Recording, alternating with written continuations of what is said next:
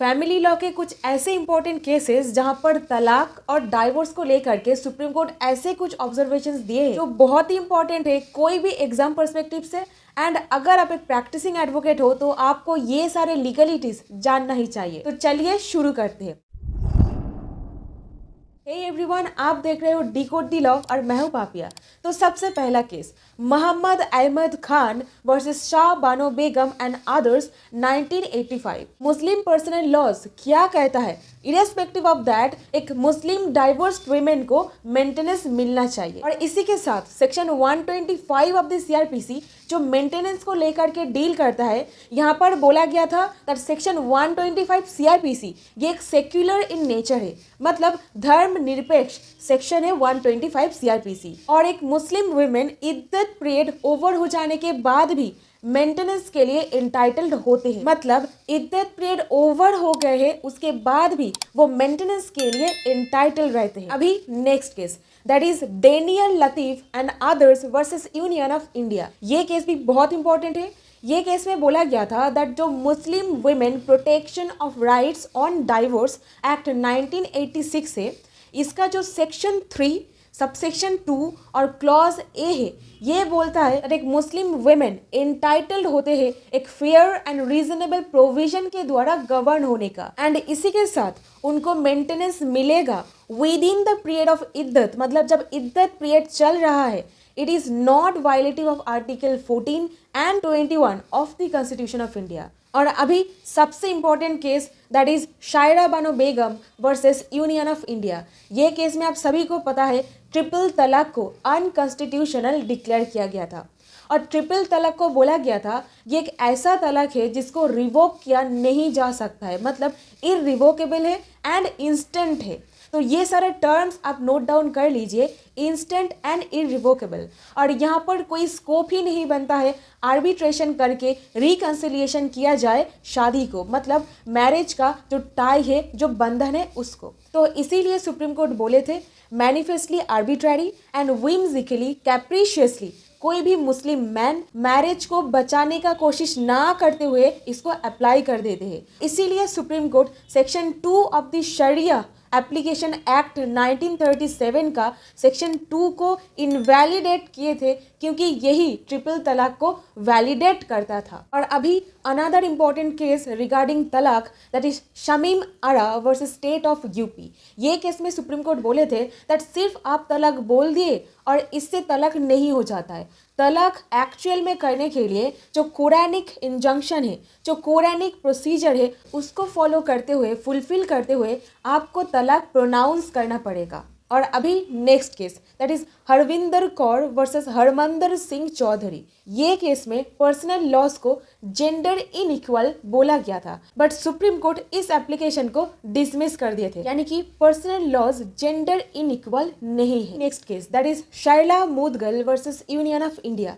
ये केस थोड़ा सा डिटेल में समझिए। तो पहले सपोज आप एक हिंदू थे और इसके बाद आप मुस्लिम में कन्वर्ट हो रहे हो। कन्वर्ट होने के बाद आप यहाँ पर सेकेंड मैरिज कर रहे हो, बट आप यहाँ पर ये सेकेंड मैरिज नहीं कर सकते हो irrespective of the fact that Islamic law में पॉलीगैमी अलाउड है। तो ये ऑब्जर्वेशन यहाँ पर दिया गया था। और अभी चलते हैं नेक्स्ट केस पर that is Chinmuniya versus Virendra Kumar Singh Kushwaha. ये केस में बोला गया था that section 7 of the Hindu marriage act बोलता है दैट कुछ राइट्स एंड सेरेमनीज परफॉर्म करना पड़ेगा शादी करने के वक्त। और अभी यहाँ पर जो ब्राइड है एंड जो ग्रूम है, दोनों ही कोई प्रकार का रिचुअल और सेरेमनी परफॉर्म नहीं कर रहे हैं शादी करने के लिए, उसको एक वैलिड मैरिज माना नहीं जाएगा। जहां पर इन लोगों का सिर्फ एक इंटेंशन है, एक साथ रहना चाहते हैं, ये सफिशिएंट नहीं है। साथ ही बोला गया that further there is no scope to include a women not lawfully married within the expression of wife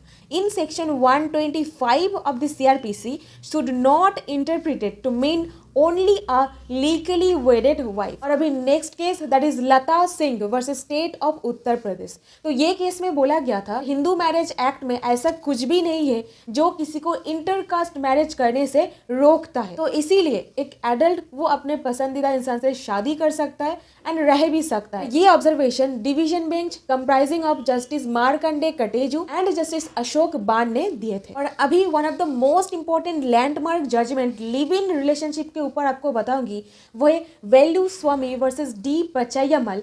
ये केस में सुप्रीम कोर्ट बोले थे दैट डोमेस्टिक वायलेंस एक्ट 2005 एक लिव इन रिलेशनशिप के ऊपर भी अप्लाई होगा, बट हर एक लिविंग रिलेशनशिप के ऊपर ये अप्लाई नहीं होगा, क्योंकि लिविंग रिलेशनशिप मतलब जहां पर without any kind of marriage आप रहते हो। डोमेस्टिक वायलेंस एक्ट का बेनिफिट आपको मिलने के लिए कुछ क्राइटेरियाज फुलफिल करना पड़ेगा एंड उसको एक ऐसा होना पड़ेगा दैट समाज के नज़र में वो लोग एज कपल रहते हैं, मतलब एक बहुत टाइम हो गया है वो लोग लिव इन में है बट समाज उनको मानते हैं एज हस्बैंड एंड वाइफ।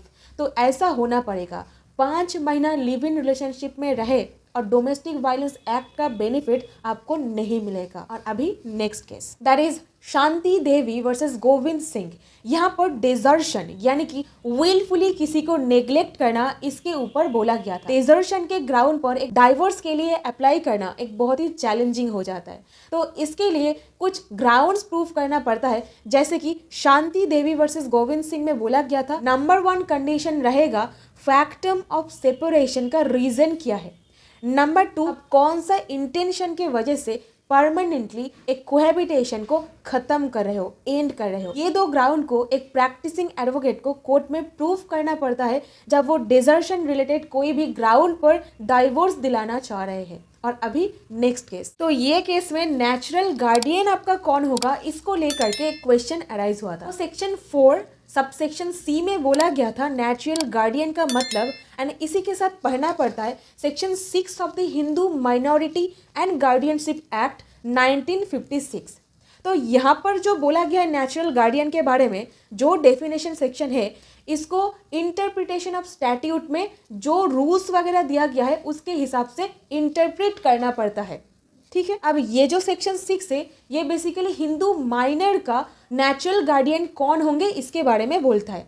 ये कोई माइनर बॉय भी हो सकता है और अनमैरिड गर्ल भी हो सकता है। तो सबसे पहले होंगे फादर और फादर के बाद मदर। तो यही बोला गया है section 6 of the Hindu minority and guardianship act. तो Gita Hariharan versus reserve bank of India, ये केस को आप याद रखिएगा। अभी last but not the least सबसे इंपॉर्टेंट केस जहां पर बोला गया था कौन सा कंडक्ट एक लीगल क्रुएल्टी माना जाएगा, NG दस्ताने वर्सेस S दस्ताने केस में। तो ये रहा 5 कंडीशंस। यहाँ पर बोला गया था ये 5 कंडीशंस फुलफिल करने पर ही माना जाएगा एक केस लीगल क्रुएल्टी के अंदर आ जाएगा। So that's all. I hope आपको ये वीडियो पसंद आया है। अगर पसंद आया है एक लाइक कीजिए और कमेंट में लिख करके बताइए। तो मिलती हूँ आपके साथ नेक्स्ट वीडियो में। तब तक ये रहा बाकी और केस लॉस का मेरा सीरीज, अब इसको देख करके एंजॉय कीजिए। और इसी के साथ मुझे इंस्टा पर फॉलो करना और टेलीग्राम ग्रुप पे ज्वाइन करना बिल्कुल मत भूलिएगा।